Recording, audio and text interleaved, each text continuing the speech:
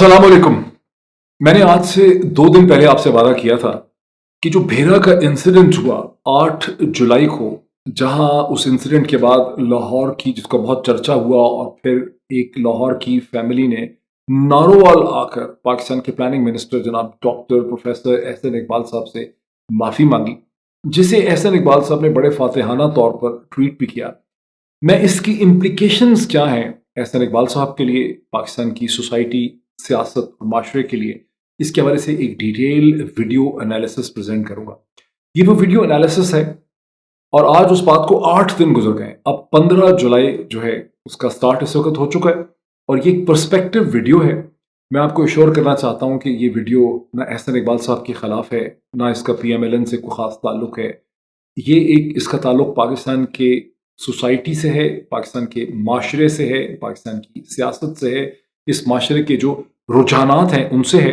और ये उन वीडियोज़ में मैं इसे क्लासीफाई करता हूँ जिन्हें मैं पर्सपेक्टिव वीडियो कहता हूँ, पॉलिसी वीडियो कहता हूँ, सब्सटेंटिव वीडियो कहता हूँ, जिसके लिए GVS न्यूज़ जो है बनाया गया। मैं आपसे एक बार फिर रिक्वेस्ट करूँगा कि for substantive policy oriented discussions मुझे इस प्लेटफॉर्म पे, GVS न्यूज़ के प्लेटफॉर्म पे मुझे ज्वाइन कीजिए। मैं हमेशा आपसे रिक्वेस्ट करता हूँ, मैं एक बार फिर आपसे रिक्वेस्ट कर रहा हूँ। देखिए, जैसे कि मैंने आपको अभी शुरू में कह दिया कि ये टॉपिक जो है ये एहसन इकबाल साहब से और PMLN से बहुत बड़ा है। इसका ताल्लुक पाकिस्तान के माशरे से है और पाकिस्तान की सियासत से भी बड़ा है, क्योंकि इसका ताल्लुक पाकिस्तान के माशरे से।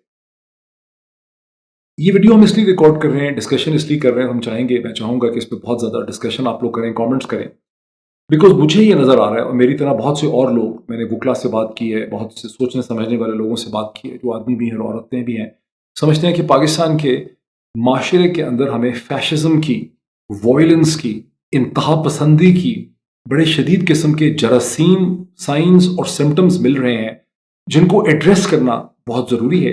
ये एक ऐसा माशरा बन चुका है, ये था शुरू से, जहाँ ये कह के कि एने मैनू गाल कड़ी सी, आप वायलेंस कर सकते हैं।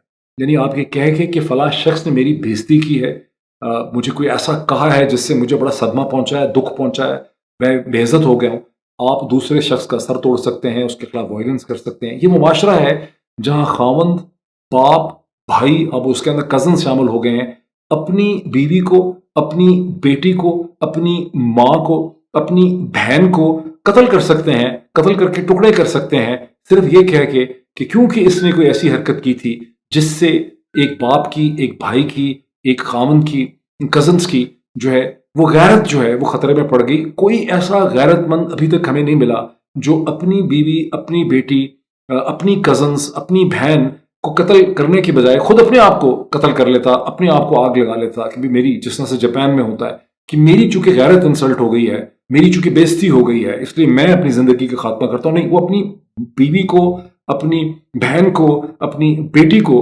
मार। ये वो टेंडेंसीज हैं जिनके खिलाफ हमें आवाज़ उठाने की इस माशरे में, इस धरती में ज़रूरत है, अगर हम नहीं चाहते कि दुनिया हमें एक फैशिस्ट माशरे के तौर पर देखे।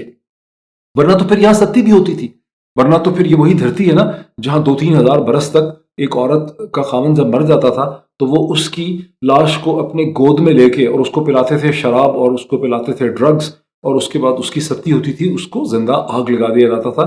और she was suppose to stay very calm and composed and express her love and devotion for the husband।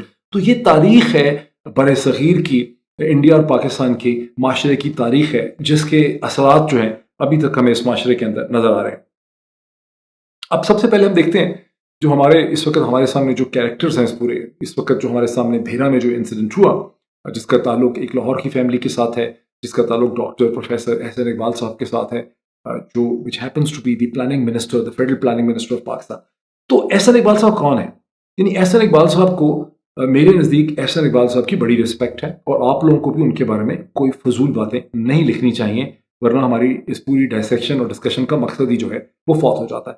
Professor doctor Ehsan Iqbal साहब को या एहसन इकबाल साहब को हम कोई अता तारड़ साहब के बराबर नहीं समझते, हम उनको राना सनाउल्लाह साहब की लीग में शुमार नहीं करते, हम उनको एक डिफरेंट लाइट से जस्टिफाइबली, उनको एक डिफरेंट लेंस से, एक डिफरेंट लाइट से हम उनको देखते हैं। उसकी क्या वजह है? उसकी वजह है कि एहसन इकबाल साहब has aspired for different values.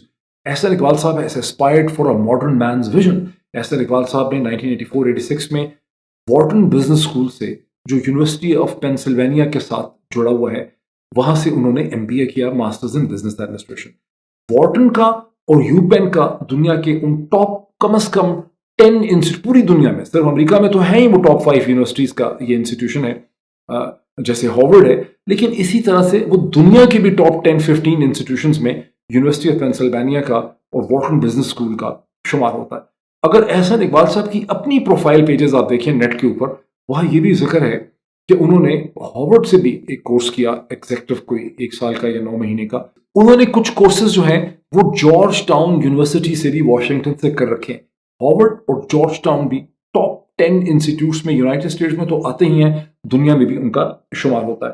اس کے بعد لیٹ 90s میں احسن اقبال صاحب پالیٹکس کا، اس کے بعد لیٹ 80s سے یا ارلی 90s سے احسن اقبال صاحب پاکستان کی سیاست کا حصہ ہیں، اور یوں پاکستان کی جو گزشتہ 35 برس کی سیاسی تاریخ ہے، اسٹارٹنگ فرام 1990 2000 تک، پھر 2000 2010، پھر 2010 سے 2022 تک، یہ جو کوئی 32-35 برس کی پاکستان کی سیاسی تاریخ ہے، اس میں احسن اقبال صاحب کا ذکر کئی دفعہ آئے گا۔ احسن اقبال صاحب in late 90s became the deputy chairman planning commission of Pakistan. Deputy chairman وہ ہوتا ہے کیونکہ چیئرمین پرائم منسٹر ہوتا ہے، تو ڈپٹی چیئرمین ہی ہیڈ کرتا ہے پلاننگ کمیشن کو، بیکاز پرائم منسٹر تو صرف سمبولک ہیڈ ہوتا ہے پلاننگ کمیشن۔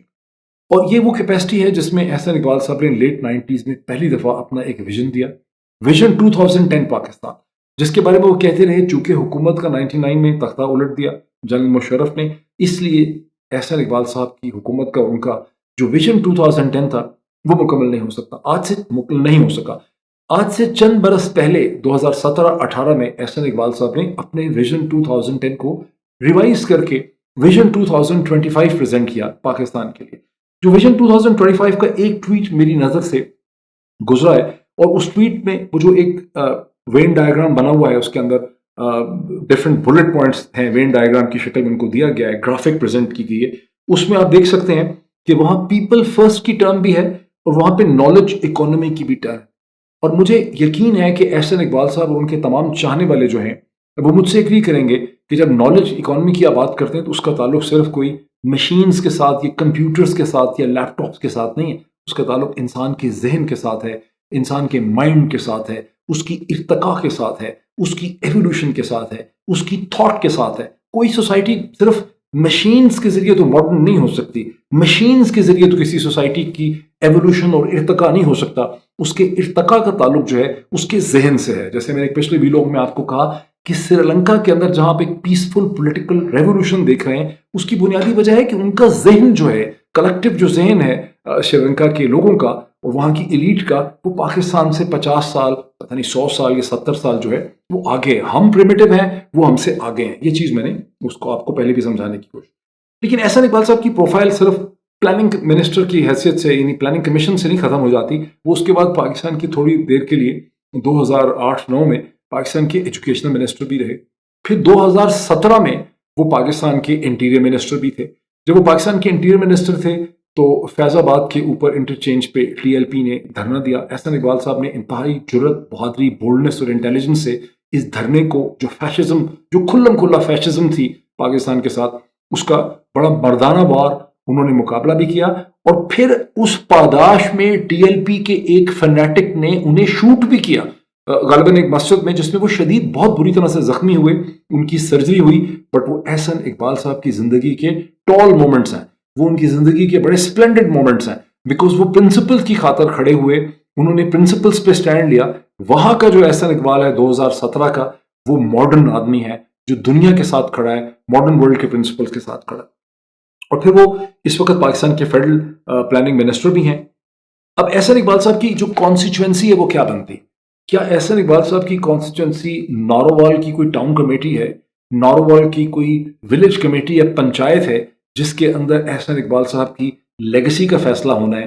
وہ احسن اقبال صاحب جن کے جاننے والے، ان کے ایڈمائررز بارہا ان کو انٹروڈیوس کرتے ہیں as professor doctor Ahsan Iqbal, ان کی کانسٹیچوئنسی تو پاکستان کی پڑھی لکھی ایجوکیٹڈ مڈل کلاسز ہیں، جو کراچی میں ہیں، کراچی کے بہتر علاقوں میں ہیں، لاہور میں ہیں، راول پنڈی میں ہیں، اسلام آباد میں ہیں، فیصل آباد میں ہیں، اور بڑے پاکستان کے پشاور میں ہیں، کوئٹہ میں ہیں، اور پھر وہ پاکستانی ہیں جو نیو یارک میں ہیں، جو کینیڈا کے اندر ہیں، جو واشنگٹن میں ہیں، جو برطانیہ میں ہیں، جو لندن میں ہیں، جو گلاسکو میں ہیں، جو مانچسٹر کے اندر ہیں، جو لیڈز کے اندر ہیں، جو آسٹریلیا میں ہیں، جو نیوزی لینڈ میں ہیں، جو دبئی میں ہیں، وہ ان کی کانسٹیٹوئنسی، اور ان کی کانسٹیٹوئنسی وہ ہے پاکستانی اسٹوڈنٹس کی، فیکلٹی کی، اسکالرس کی، جو دنیا بھر کی یونیورسٹیز کے اندر پھیلے ہوئے.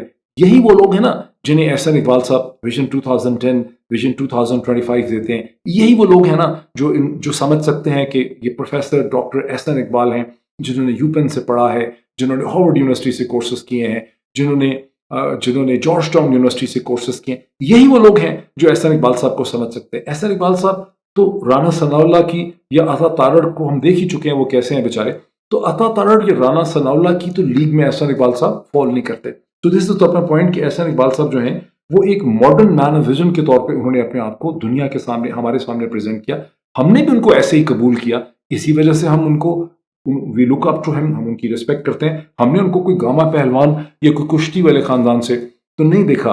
اب جب ہم دیکھتے ہیں کہ احسن اقبال صاحب اتنا امپورٹنٹ پاکستان کی ہسٹری کا 35 برس کی ہسٹری کا کیریکٹر جو ہے، وہ ایک عورت، ایک ماں، اس کی 2 بچیاں، 3 بچیاں، یہ ایک ان کی کزن اور ان کی دوستیں ہیں، لڑکیاں ان کی سہیلیاں چھوٹی چھوٹی عمر کی. ان میں سے کوئی بھی جو لوگ وہاں پہ ان پہ سلوگنیرنگ کر رہے ہیں، ہوٹ کر رہے ہیں بھیرا کے میکڈونلڈ میں، ان میں ان خاتون کو چھوڑ کے باقی سب کی عمریں غالباً 20 برس 19 برس سے کم ہے. بلکہ اس میں ایک بچی، اور میں چاہتا ہوں کہ یہاں میں ریکویسٹ کروں گا میرے جو ساتھ جو پروڈیوسر صاحب ریکارڈ کر رہے ہیں کیمرے میں، کہ آپ اس ویڈیو فوٹیج کو، جو بھیرا کی ویڈیو فوٹیج ہے، اس کو اسکرین پہ دیر تک رکھیں تاکہ لوگ دیکھ سکیں. جو میں نے فوٹیج دیکھی ہے اور جو ہمارے سامنے آئی ہے وہ 17-18 سیکنڈ کی فوٹیج ہے. پہلا سلوگن شروع ہونے سے جب تک یہ فیملی نعرے مار کے وہاں سے چلی جاتی ہے، جس میں ایک آدمی بھی ہے جو اپنی غالباً وائف کو اور ان بچوں کو روکنے کی بھی کوشش کر رہا ہے اور ہاتھ سے ٹچ بھی کرتا ہے احسن اقبال صاحب کو. اس فوٹیج کو مسلسل ریوالو ہونے دیں، اسے غور سے دیکھیں تاکہ آپ اس انسٹنٹ کو سمجھ سکیں. اور اب میں چاہوں گا یہ جو 17 سیکنڈ کی فوٹیج ہے اسے ہم یہاں پہ سنیں.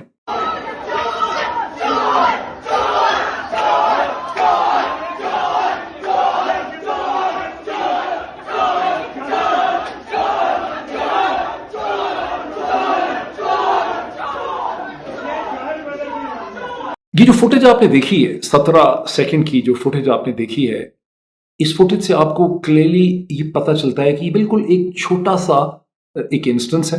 جب یہ فوٹیج ٹیلی ویژن چینلز کے اور سوشل میڈیا کے پروپیگنڈس کے ہاتھ میں لگی، اور ان کا بھی بڑا رول ہے اس کو ایک بڑی ایگزیجریٹڈ شکل دینے کا، انہوں نے اسے اس طرح سے ٹی وی پہ، یوٹیوب پہ، سوشل میڈیا پہ اس طرح سے چلایا جیسے کہ احسن اقبال صاحب کہیں پہنچے میکڈونلڈ سے برگر لینے کے لیے یا سینڈوچ لینے کے لیے یا آئس کریم لے رہے تھے.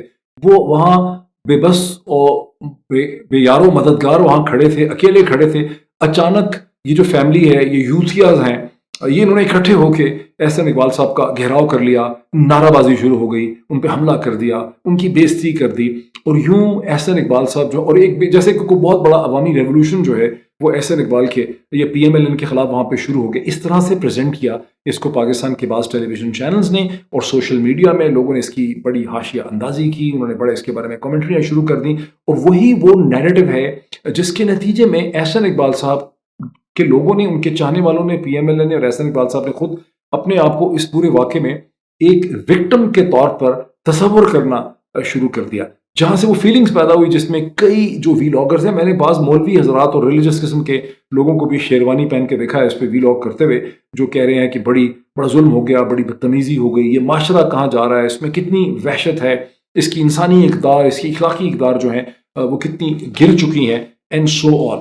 اب ایک اور کلپ جو اس کے ایک آدھ دن کے بعد، اگر 8 تاریخ کے واقعے کے 1-2 دن کے بعد یہ دوسرا کلپ سامنے آیا، یہ وہ کلپ ہے جس سے یہ پتہ چلتا ہے کہ یہ کوئی سڈن دفتن واقعہ نہیں ہوا. یہ کوئی ایسا نہیں ہے کہ احسن اقبال صاحب سینڈوچ برگر خریدنے پہنچے، وہاں پر کچھ یوتھی ہے، ایک فیملی، اور یہ جن کو احسن اقبال صاحب نے ماشاءاللہ ان کو ایلیٹ کہا ہے. میں بڑی حیرانگی کی بات ہے کہ احسن اقبال صاحب ان کو ایلیٹ کیسے کہہ رہے ہیں. ایلیٹ تو وہ ہوتی ہے کسی ملک کی جس کے ہاتھ میں طاقت ہوتی ہے، جو پولیس جس کے ہاتھ میں ہوتی ہے، انتظامیہ جس کے ہاتھ میں ہوتی ہے، عدالتوں کو جو انفلوئنس کر سکتا ہے، جو ڈیسیجن میکنگ پہ کنٹرول ہو سکتا ہے.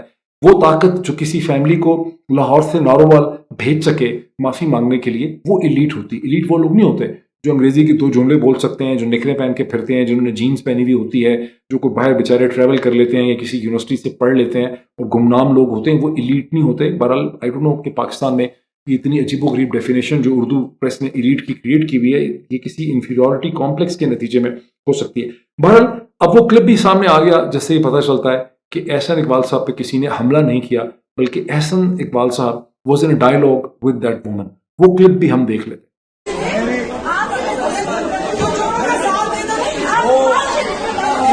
عمران خان جو ہے نا نواز شریف کی جوتی کے برابر ہے. اب اس کلپ سے کلیئرلی پتہ چلتا ہے کہ یہ ڈائلاگ چل رہا ہے جس میں ایک خاتون احسن اقبال صاحب کو کہتی ہیں کہ آپ, یعنی ان کو چور نہیں سمجھ رہے, وہ سمجھ رہے ہیں کہ آپ ان چوروں کو کیوں سپورٹ کرتے ہیں, چوروں کو تو سپورٹ نہیں کرنا چاہیے. اس کے بعد احسن اقبال صاحب وہاں فرماتے ہیں کہ عمران خان نواز شریف کی جوتی کے بھی برابر نہیں ہے. کیا ہے؟ عمران خان نواز شریف کی جوتی کے بھی برابر نہیں. اب عمران خان کو کوئی فرق نہیں پڑنا چاہیے, عمران خان کو فرق نہیں پڑتا, لیکن احسن اقبال صاحب وہاں پر ایک پرووکیٹو سٹیٹمنٹ دیتے ہیں, ایک انسٹیگیشن کرتے ہیں. اس انسٹیگیشن کے نتیجے میں وہ جو فیملی ہے اور وہ جو بچیاں ہیں جن میں سے ایک کی عمر 11-12 سال ہے, یہ لوگ نعرے بازی شروع کر دیتے ہیں. جیسے کسی کالج یا یونیورسٹی میں جب ڈیبیٹنگ کمپٹیشن ہوتا ہے, یہ اسپورٹس ایرینا یا اسٹیڈیم میں جہاں کچھ ہو رہا ہوتا ہے, وہاں لوگ شائقین ہوٹنگ کرتے ہیں. بعض پاکستان کے انگریزی اخبارات کی انگریزی اتنی کمزور ہے کہ انہوں نے اس کو ہیکلنگ لکھا ہے. ہیکلنگ وہ ہوتی ہے جہاں کوئی تقریب یا کوئی امپورٹنٹ سیریمنی ہو رہی ہو, کوئی ایونٹ ہو رہا ہو, کوئی پولیٹیکل ایونٹ ہو رہا ہو, اور وہاں پر ہیکل کر کے اس ایونٹ کو نہ ہونے دیا جائے, اس کو ڈسرپٹ کر دیا جائے, وہ ہوتی ہے ہیکلنگ. یہ لٹرلی شاؤٹنگ ہے, یہ ہوٹنگ ہے, یہ سلوگنیرنگ ہے, یہ نعرے بازی ہے. اور یہ جو نعرے بازی ہے وہ 17, 18, 20 سیکنڈ ہوتی ہے. اس کے بعد یہ فیملی وہاں سے باہر جاتی ہے اور وہاں پہ اسی فیملی کا ایک ممبر جو ہے وہ ان سب کو روکتا بھی ہے کہ نہ کریں نہ کریں نہ کریں. احسن اقبال صاحب کو بھی ایک سرٹن اپولوجیٹک انداز سے, ایک ڈیفینسو انداز سے وہ ان کو وہاں پر ان کو ٹچ بھی کرتا ہے. اب ہم دیکھتے ہیں کہ احسن اقبال صاحب نے جو ورڈز وہاں پہ کہے یا ان خاتون نے جو ورڈز کہے, یہ کسی قانون کی زد میں آتے ہیں. 1942 میں یونائٹڈ اسٹیٹس کی سپریم کورٹ نے ایک ڈیسیجن دیا اور وہاں پر ایک ڈاکٹرائن انہوں نے اسٹیبلش کیا جو ایک پریمیٹو سوسائٹی کا ڈاکٹرائن تھا بھی یورپ میں یا دنیا میں چلا آ رہا تھا. انہوں نے ڈیفائن کیا کہ بعض, اس کو کہتے ہیں fighting words doctrine. Fighting words doctrine کا مطلب یہ ہے کہ بعض الفاظ ایسے ہیں جنہیں فریڈم آف ایکسپریشن اور first amendment to the United States constitution میں آپ ڈیفینڈ نہیں کر سکتے, انکلوڈ نہیں کر سکتے. اور یونائٹڈ اسٹیٹس کی سپریم کورٹ نے یہ کہا کہ یہ وہ ورڈز ہیں جس کے نتیجے میں کسی بازار, کسی جگہ کے اوپر فسٹ فائٹ ہو سکتی ہے, جھگڑا ہو سکتا ہے, وائلنس ہو سکتی ہے, ایک کلیئر کٹ جھگڑا وہاں پہ پیدا ہو سکتا ہے. تو یہ ورڈز جو ہیں یہ قانونی طور پر یہ الاؤڈ نہیں ہے, ایسے ورڈز کا استعمال نہیں ہونا چاہیے. ان کو انہوں نے فائٹنگ ورڈز کا. اب ظاہر ہے کہ یہ فائٹنگ ورڈز کی جو ڈیفینیشن ہے یہ بڑی سبجیکٹو ہے کہ کون سے ورڈز فائٹنگ ہوں گے. اگر آپ کسی کو برا بھلا کہتے ہیں, چور کہتے ہیں, اس سے ڈس ایگریمنٹ کرتے ہیں, تو کیا یہ فائٹنگ ورڈز ہوں گے؟ یا اس کو اگر آپ ماں باپ کی گالیاں نکالتے ہیں, یا آپ اس کو بہت ڈیمین کرتے ہیں, اس کی ریس کے اوپر, اس کے مذہب کے اوپر, اس کی شکل کے اوپر, کوئی گنجا ہے تو اس کو گنجا کہتے ہیں, کوئی لنگڑا ہے, لولا لنگڑا ہے تو اس کو کہتے ہیں, کون سے ورڈ جو ہیں وہ فائٹنگ ورڈز کے اندر جو ہے وہ کلاسیفائی کریں گے. عمومی طور پہ کسی کے کیریکٹر پہ جو حملہ ہوگا, کسی کی ویلیو سسٹم پہ جو حملہ ہوگا, کسی کی تھنکنگ, تھاٹ اور آئیڈیاز پہ جو حملہ ہوگا, وہ فائٹنگ ورڈز میں نہیں آئے گا. یونائٹڈ اسٹیٹس کی سپریم کورٹ نے 1949 کے اندر اپنے ایک سبسیکوینٹ ڈیسیجن میں اپنے آپ کو 1942 کے ڈیسیجن سے انہوں نے ڈسٹنس کیا, جب انہوں نے یہ کہا کہ وہ الفاظ جو کہیں ڈسپیوٹ پیدا کریں یا ڈسپیوٹیشن میں آئیں, وہ فائٹنگ ورڈ ڈسپیوٹ پیدا کریں یا جھگڑے کی صورتحال پیدا کر سکتے ہیں, وہ فائٹنگ ورڈز میں نہیں آتے. فائٹنگ ورڈ صرف وہ ہیں جس کے نتیجے میں ہاتھا پائی ہو جائے, انگلش ورڈ ہے فسٹی کفس یا فسٹس جو ہیں وہ کھل جائے, وہ فائٹنگ ورڈز آتے ہیں.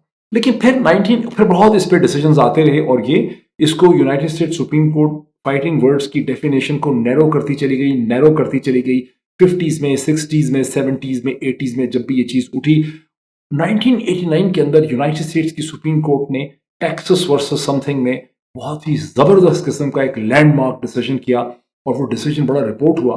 وہ ڈیسیجن وہ تھا جب کچھ لوگوں نے غصے میں واشنگٹن کے اندر یا کسی جگہ پہ یا اسٹیٹ کی بلڈنگ کے سامنے انہوں نے امریکہ کے جھنڈے کو آگ لگائی اور اس کو پکچرائز کیا. اور جب ان کے خلاف کیس بنا تو یونائٹڈ اسٹیٹس کی سپریم کورٹ نے فائنل اس کا فیصلہ یہ کیا کہ اگر عوام ناخوش ہیں, ناراض ہیں, پالیسیز کی وجہ سے डिससेटिस्फाइड हैं और वो अमेरिका की रियासत का स्टार्स एंड स्ट्राइप्स के झंडे को आग लगाते हैं। कोई जुर्म नहीं है, बिकॉज उन्होंने अपनी फीलिंग्स को एक्सप्रेस किया है। और जो झंडे को आग लगाने का एक्ट है ये यूनाइटेड स्टेट्स के कॉन्स्टिट्यूशन की फर्स्ट अमेंडमेंट के अंदर कवर होता है। ये है मॉडर्न दुनिया। अब मेरा सवाल ये है कि एहसन इकबाल साहब को अपने कंडक्ट को, जहां पर वो खुश हो रहे हैं कि एक फैमिली को पहुंचाया गया, और ये हमें अब क्लियरली पता है कि ठीक है कि फैमिली के एक मेंबर ने टीवी पे स्टेटमेंट दी है कि उन पे कोई दबाव नहीं था, वो बड़े गिल्टी थे, उनको खुद लगा कि गलत चीज़ हो गई है, और उसके नतीजे में उन्होंने जो कि लाहौर से नारोवाल जाके एहसन इकबाल साहब के घर में उन्होंने माफ़ी मांगी है। लेकिन प्राइवेटली तौर पे ऑफ द रिकॉर्ड हमें पता है, बिकॉज हमने भी कांटेक्ट करने की कोशिश की है, ये फैमिली इतनी खौफजदा है कि वो बात भी नहीं करना चाहती इस इंस्टेंस के बारे में। वो कहते हैं ये वो सहमे हुए हैं, वो घबराए हुए हैं। हमें ये भी पता चल रहा है स्पोकन वर्ड से कि उन्हें ठीक ठाक थ्रेट्स लगाई गई हैं। हमें ये भी पता चल रहा है थ्रू सोर्सेज कि इंटेलिजेंस ब्यूरो आईबी को इस्तेमाल किया गया है। ये चीज़ सोशल मीडिया पे लीक भी हो चुकी है। कम से कम एक इंस्टाग्राम की पोस्ट तो मेरे सामने, मैं दिखा भी सकता हूँ आपको स्क्रीन पे, लेकिन और भी ऐसी बहुत सी चीज़ें गर्दिश कर रही हैं और मैंने इसको चेक भी किया और यही पता चलता है। ज़ाहिर है कोई डॉक्यूमेंट तो है नहीं इसको प्रूव करने का, इससे पता चलता। अब इसमें और भी बहुत सी चीज़ें हमें पता चलता है कि अगर आखिर क्या ऐसे मुहर्रकात और प्रेशर होंगे उनके जहन के ऊपर कि चंद छोटी छोटी उम्र की बच्चियाँ और एक औरत की जो 30 सेकंड या 17 सेकंड की स्लोगनेरिंग है उस पर वो फैमिली इतनी खौफजदा हो जाए, इतनी घबरा जाए, इतनी अंडर प्रेशर हो जाए कि वो ऑल द वे लाहौर से नारोवाल पहुंचे माफ़ी मांगने के लिए। वो ट्वीट भी कर सकते हैं, बल्कि इनफैक्ट हमें ये भी पता चला कि उन्होंने कहा था हम ट्वीट्स कर देते हैं, हम वीडियो कर देते हैं, इस तरह से अपोलोजाइज करते हैं। लेकिन डिमांड ये थी और कंडीशन ये थी कि वो ऑल द वे ट्रेवल करें, एहसन इकबाल साहब के घर पहुंचें और एहसन इकबाल से घर जाके माफ़ी मांगें। क्योंकि एहसन इकबाल साहब का, टू बी ऑनेस्ट, उनका पॉइंट ऑफ व्यू है कि मेरी कोई ऐसी डिमांड नहीं थी और मैंने तो इन लोगों को माफ़ भी कर दिया था, मैंने क्रिमिनल चार्जेस प्रेस ना करने का भी फैसला किया। अब ये भी 3-4 चीज़ें बड़ी इंपॉर्टेंट। एहसन इकबाल साहब इस वाक़े से इतने जुज़बुज़ हो गए, इतने ऑफेंड हो गए, इतने परेशान हो गए कि उन्होंने पहले एंग्री ट्वीट्स किए। वो ट्वीट्स इतने एंग्री थे कि उसमें राइट लेफ्ट को नहीं देख पा रहे थे। उसमें उन्होंने पीरनी का भी जिक्र कर दिया, मेरा ख्याल है उसमें उन्होंने फारा गोगी का भी जिक्र कर दिया। गुस्से का एक आलम था। फिर उन्होंने इस वाक़े को इतना इंपॉर्टेंट समझा कि उन्होंने एक प्रेस कॉन्फ्रेंस कर दी, जिस प्रेस कॉन्फ्रेंस में उन्होंने कहा कि मैंने फैसला किया है कि मैं इनके खिलाफ क्रिमिनल चार्जेस प्रेस नहीं करूंगा। वो बड़ी अजीब बात है, सारे पाकिस्तान के वकील जो हैं अपना सर जो है खुजा रहे हैं कि किस किस्म के क्रिमिनल चार्जेस ये शाउटिंग पे, ये स्लोगनेरिंग पे एहसन इकबाल साहब ला सकते थे। अगर क्रिमिनल चार्जेस कॉमन लॉ में लाए जा सकते इंग्लिश लॉ के अंदर, तो फिर तो नवाज शरीफ साहब ने और हसन नवाज ने और हुसैन नवाज ने अब तक सैकड़ों क्रिमिनल चार्जेस प्रेस किए होते। कई लोग जेल में चले गए होते, कई लोगों को जमाना हो गया होता लंदन में, जहां वाकई ही लोग उनको हैरेस करते हैं, रोज़ ही वीडियो आ जाती हैं। लेकिन हसन को, हुसैन को और नवाज शरीफ साहब को उसे बर्दाश्त करना पड़ता है, जिस तरह से जमाइमा को बर्दाश्त करना पड़ता है। बिकॉज आर्गूमेंट ये है कि जो लोग पोलिटिकली एक्सपोज्ड हैं उन्हें इस किस्म का तहफ़्फ़ुज़ कानून में जो है वो हासिल नहीं है।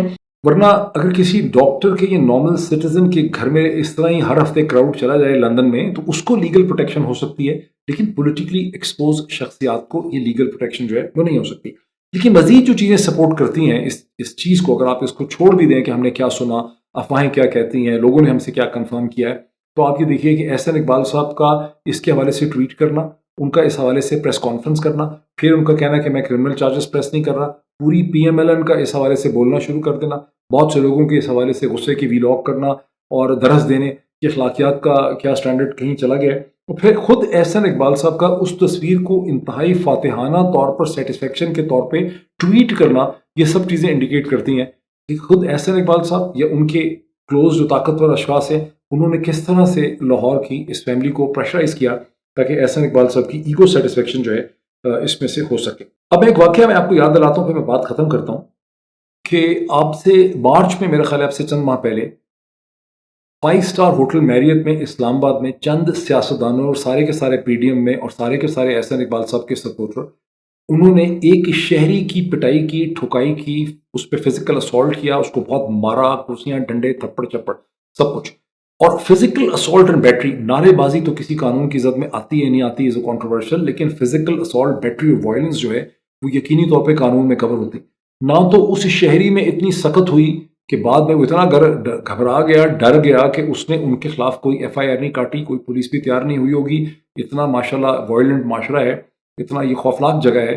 اور وہ جو 5 स्टार होटल था जिसके प्रेमिसेस के अंदर ये किया गया, और ये गालिबन पहली दफ़ा हुआ है कि किसी 5 स्टार होटल की प्रेमिसेस पे ऐसा हुआ और फिर उसकी फुटेज पूरी दुनिया ने देखी, वो 5 स्टार होटल में भी इतनी हिम्मत नहीं हुई कि वो FIR करता।